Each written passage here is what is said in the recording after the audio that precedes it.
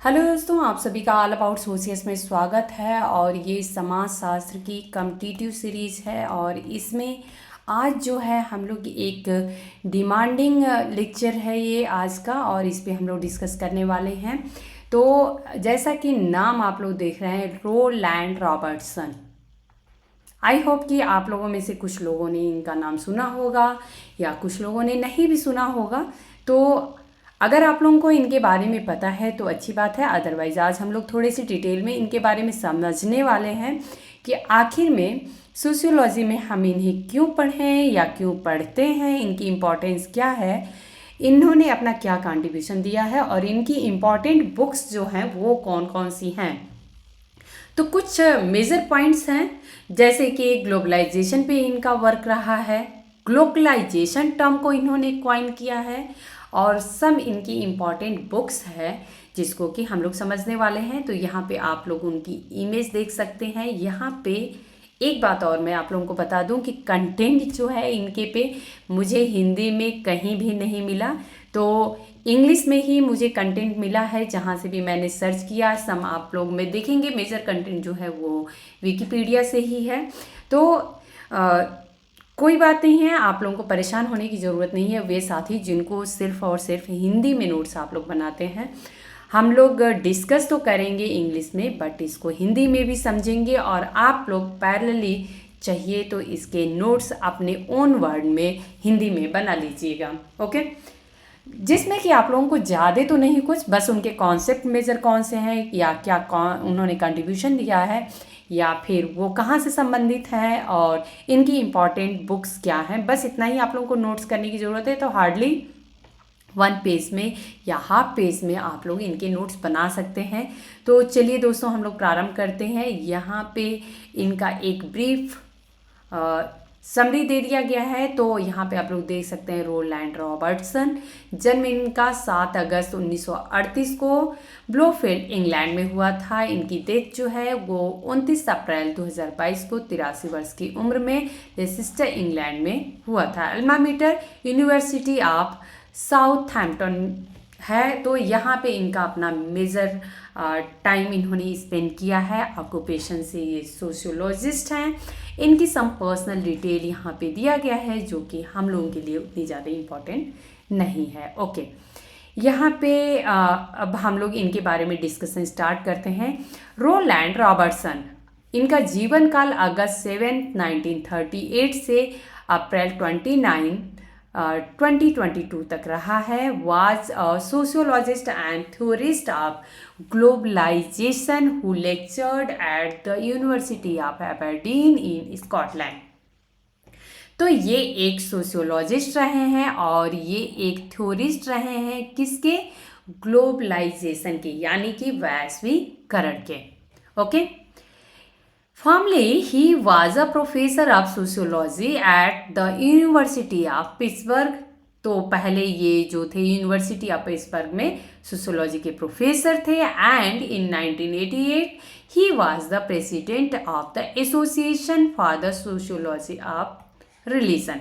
तो यहाँ पे एक पॉइंट और निकल के आती है यहाँ पे कि जब आप लोगों को पता ये चल रहा है कि association for sociology of religion के ये प्रेसिडेंट भी रहे हैं, तो यानी कि ये इनका जो स्टडी रहा है वो रिलीजन बेस्ड भी रहा है। तो ये आप लोग अपने माइंड में ज़रूर रखिएगा। बायोग्राफी हम लोग देख लेते हैं। Robertson was born near Norwich, Great Britain in 1938.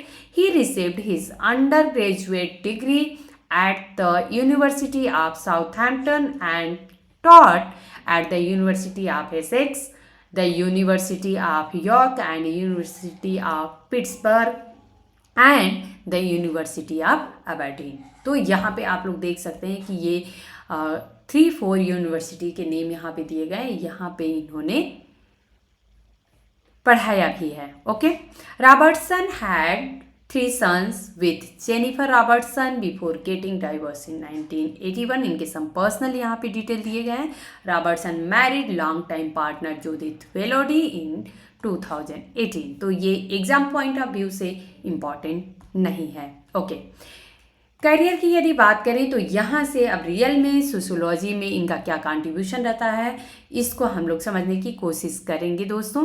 रॉबर्टसन्स theories have focused significantly on a more phenomenological and psychosocial approach than that of more materialist oriented theories such as Immanuel Wallerstein or Frederick Jameson। Okay तो यहाँ पे इनका आप लोग देखेंगे कि most जो focus था वो कहाँ पे था, फिनोमिनोलॉजिकल अप्रोच पे रहा है, साइको सोशल अप्रोच पे रहा है।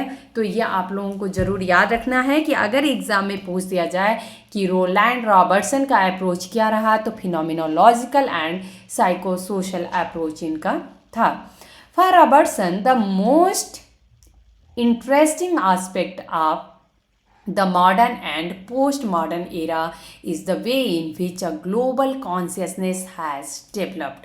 तो इनका जो मेन इंटरेस्टिंग फील्ड या ये बोले कि जो फोकस इनका रहा वो ये रहा कि जो मॉडर्न टाइम चला या पोस्ट मॉडर्न टाइम चला उसमें किस तरीके से हमको चेंजेस देखने को मिले, या ग्लोबली वैश्विक लेवल पे किस तरीके से लोग अवेयर दिखे, जागरूक रहे।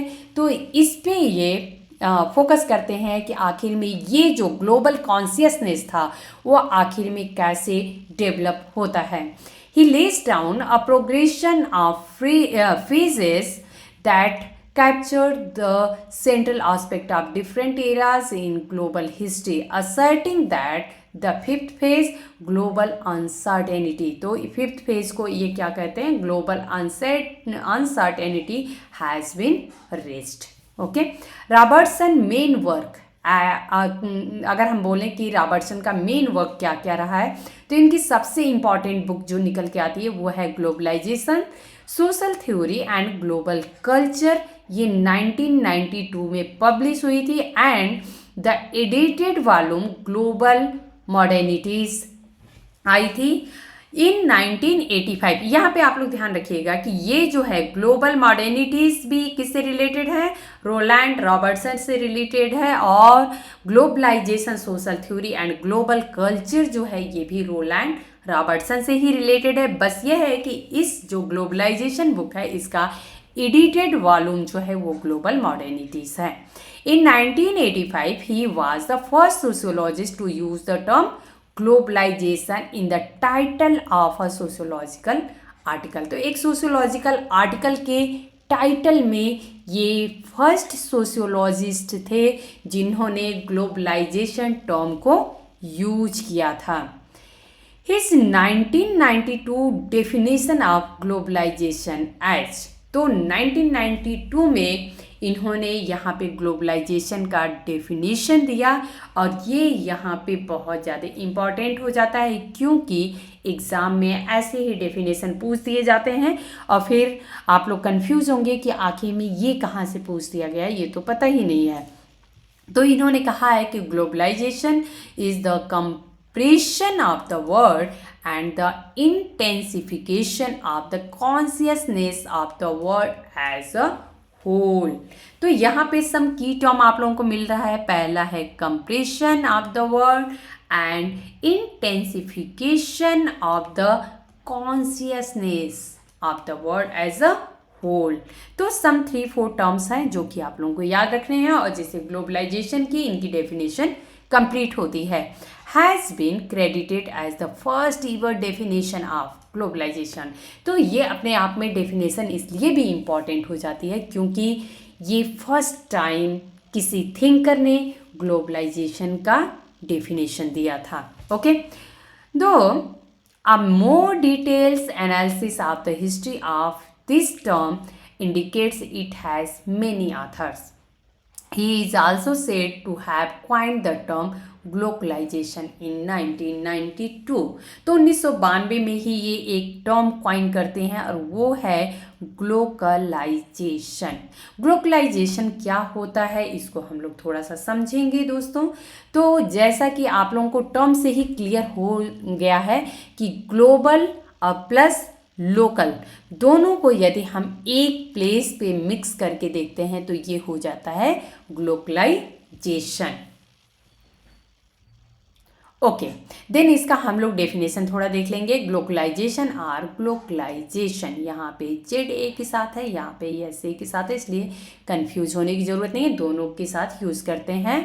अ पोर्टमांट्यू ऑफ ग्लोबलाइजेशन एंड लोकलिज्म, तो दोनों का एक मिक्स्ड प्लेस हम देखेंगे, दोनों को मिक्स करके यदि हम देखें तो ग्लोबलाइजेशन बनता है। Is the simultaneous occurrence of both universalizing and particularizing tendencies in contemporary social, political and economic system।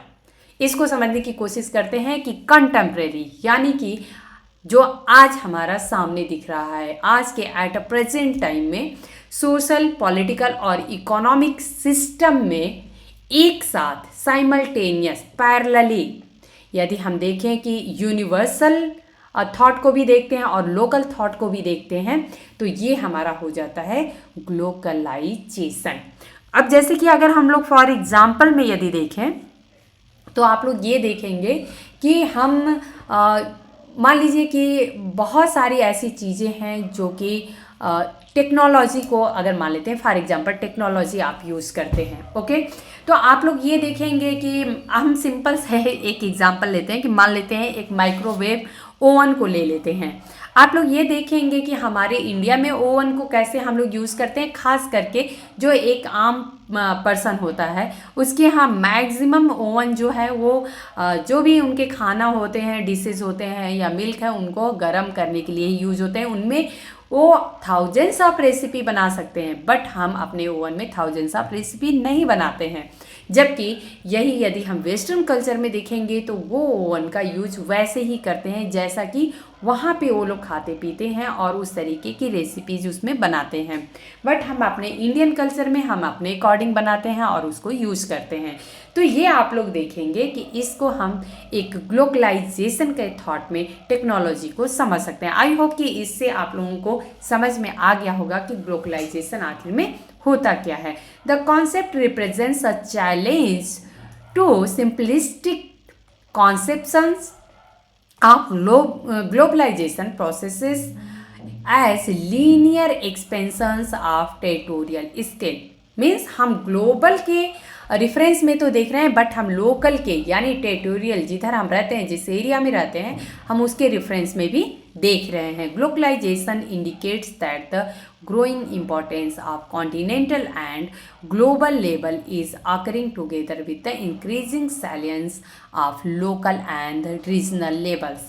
तो अगर हम लोकलिज्म की बात करेंगे या अगर हम लोकल की बात करें तो हम वहाँ पे हम क्या देखते हैं, हम ये देखते हैं जो रीजनल लेवल पे क्या चीज़ें हैं उनको समझते हैं, और उसको जब हम ग्लोबल से जोड़ते हैं तो ये हो जाता है globalisation. The adjective global means reflecting are characterized by both local and global consideration। तो ये हमारा होता है global। The term global management is a sense of think globally, act locally। अभी हमने बोला ना, मीन्स हमको think globally अगर हमको देखना है तो एक पूरे विश्व स्तर पे हमारी सोच होनी चाहिए, लेकिन हमको करना कैसा है, जो हमारे लोकल में है उसको हम ग्लोबल लेवल की चीज़ों को लोकल लेवल में इम्प्लीमेंट करके और उसको सोच सकते हैं, कर सकते हैं। ये हमारा जो आप लोग देख रहे हैं think globally act locally is used in the business strategies of companies in particular by Japanese companies that are expanding overseas. तो यहाँ पे अब जैसे कि दूसरे कंट्रीज़ में जो कंपनी भी हैं, तो आप लोग देखेंगे कि अलग अलग रीजन में अलग अलग तरीके से प्रोडक्ट को अपने सेल करते हैं। अब जैसे कि अगर हम बात करते हैं तो अगर हम अपने इंडियन रेसेस में देखें तो कलर की बात हम देखें तो मैक्सिमम देखेंगे कि हम लोगों का ना बहुत डार्क ना बहुत लाइट कलर होता है। तो आप लोग ये देखेंगे कि यहाँ पे जो है फेयरनेस क्रीम जो होती हैं वो बहुत ज़्यादा सेल की जाती हैं। तमाम कंपनियां जो हैं विदेशों की भी, वो इंडिया के मार्केट में अपनी फेयरनेस क्रीम को इंट्रोड्यूस करते हैं, क्योंकि पता है कि यहाँ पे लोग उसको पसंद करेंगे, उसको परचेस करेंगे, उसको यूज करेंगे। बट ऐसी कंट्रीज जहाँ पे कोई इस टाइप के अगर विटिस कलर का है ही नहीं है, तो वहाँ पे उस क्रीम का कोई अप्रोच ही नहीं है या कोई लॉजिकली फिट ही नहीं होता है, तो वहाँ पे वो प्रोडक्ट उनका नहीं सेल होगा, या हम ये बोलें कि यूजलेस है। तो इसलिए आप लोग यहाँ पे देख सकते हैं, think globally act locally, means हम किस तरीके से, कंपनियां तो विदेशी हैं बट किसी पर्टिकुलर एरिया में कौन सा प्रोडक्ट उन्हें लॉन्च करना है वो वहाँ के रीजनल एरिया के अकॉर्डिंग सोच के वो और बनाती हैं और सेल करती हैं। तो आई थिंक कि ग्लोबलाइजेशन का कॉन्सेप्ट आप लोगों को क्लियर हो गया होगा। थोड़ा सा हम लोग दोस्तों मॉडर्निटी पे भी डिस्कस कर लेंगे। मॉडर्निटी और topic in the humanities and social sciences. तो आप सभी को पता है कि ये ह्यूमैनिटीज़ एंड सोशल साइंसेज में एक टॉपिक आता है। Modernity is both a historical period and the modern era and the ensemble of particular socio-cultural norms, attitudes and practices that arose in the wake of Renaissance. In the age of reason of 17th century thought and the 18th century enlightenment. तो जो 17th century की जो विचारधारा निकल के आती है उसका देन था। 18th सेंचुरी की जो इनलाइटनमेंट आता है उसकी सोच थी। और जिस तरीके से हमने रेनेसा को देखा, यानी कि पुनर्जागरण काल को हमने देखा था, और वहीं से मॉडर्निटी का जो एक एरा है वो स्टार्ट होता है। आगे ये भी कहा गया है, commentators variously consider the era of modernity to have ended by 1930 with world war two in 1945। तो 1945 का जो वर्ल्ड वार टू यानी सेकेंड वर्ल्ड वार हुआ था, तो उससे पहले ही, या ये बोले कि बाय 1930s लगभग मॉडर्निटी का जो एरा था वो क्या हो गया था, एंड हो गया था। और बाद में क्या स्टार्ट हुआ, post modernity. Or as late as the period falling between the 1980s and 1990s. The following era is often referred to as post modernity. तो 1980s और 1990s का जो हम टाइम पीरियड देखेंगे इसको हम क्या बोलते हैं, post modernity. The term contemporary history is also use to refer to the post 1945 time frame. तो जो कंटेम्प्रेरी हिस्ट्री की बात यदि करते हैं, इस टर्म को हम किसके रेफरेंस में यूज करते हैं, 1945 के बाद के टाइम फ्रेम को, okay, without assigning it to either the modern or post modern era. तो इस तरीके से हम आइडेंटिफाई करते हैं कि कब हम मॉडर्न टाइम की बात कर रहे हैं या कब हम पोस्ट मॉडर्न टाइम की बात कर रहे हैं। दोस्तों अब हम लोग इनसे संबंधित जो बुक हैं मेन इम्पॉर्टेंट उसको हम लोग समझेंगे। तो आप लोगों को इतना समझ में आया कि ग्लोबलाइजेशन के फर्स्ट डेफिनेशन देने वाले पर्सन थे रोलैंड रॉबर्टसन। आप लोगों को डेफिनेशन याद रखना है। देन ग्लोबलाइजेशन क्वाइन किया था इन्होंने, इस टर्म को क्वाइन करने वाले ही थे रोलैंड रॉबर्टसन। इनकी इंपॉर्टेंट बुक्स को देखेंगे और सम फ्रंट पेज कवर इसका देखेंगे जो कि बहुत ही इंपॉर्टेंट है। रोलैंड रॉबर्टसन, यहाँ पे आप लोग देख सकते हैं the sociological interpretation of religion, okay. JP Nettl के साथ रोलैंड रॉबर्टसन की बुक आती है international system and the modernisation of societies. Next book इनकी देखेंगे मीनिंग एंड चेंज। ये 1992 में इनकी मोस्ट इम्पॉर्टेंट बुक है और वो है globalisation social theory and global culture, edited by, जो कि बाद में एडिट की जाती है, Mike Featherstone, Scott Lash and Roland Robertson के द्वारा 1995 में से इस पब्लिकेशन से। ये है ग्लोबल मॉडर्निटीज़। तो ग्लोबल मॉडर्निटीज़ जो है वो बाद में एडिट बन के बुक आती है। अब हम लोग सम बुक्स के फ्रंट पेज कवर देख लेंगे। तो यहाँ पे आप लोग देख सकते हैं ग्लोबलाइजेशन एंड फुटबॉल करके भी इन्होंने एक बुक लिखा है, globalisation social theory and global culture. Next आप लोग देख सकते हैं sociology of religion, identity and authority, meaning and change. ये इनकी कुछ बुक्स रही हैं और कुछ इंपॉर्टेंट बुक्स यहाँ पे हैं। The sociological interpretation of religion, ये बुक के नाम जो है वो थोड़ा ब्लर हो गया है, तो दोस्तों मैंने यहाँ पे ऊपर में लिखा हुआ है, आप लोग चाहिए तो यहाँ से देख सकते हैं। वो है global culture consciousness and connectivity, and last one international system and the modernisation of societies. तो ये यहाँ पे नहीं है, बट यहाँ पे मॉडर्नाइजेशन ऑफ सोसाइटीज़ आप लोग लिख लीजिएगा। मैं एक बार फिर से बोल देती हूँ, international system and the modernisation of societies. तो ये बुक रोलैंड रॉबर्टसन के द्वारा लिखी गई है। दोस्तों आई होप कि आज का जो लेक्चर है वो आप लोगों के लिए इंफॉर्मेटिव होगा और जो भी आगामी परीक्षाएं आने वाली हैं उसमें हेल्प करेगा। मिलते हैं नेक्स्ट लेक्चर में किसी नेक्स्ट टॉपिक के साथ। धन्यवाद।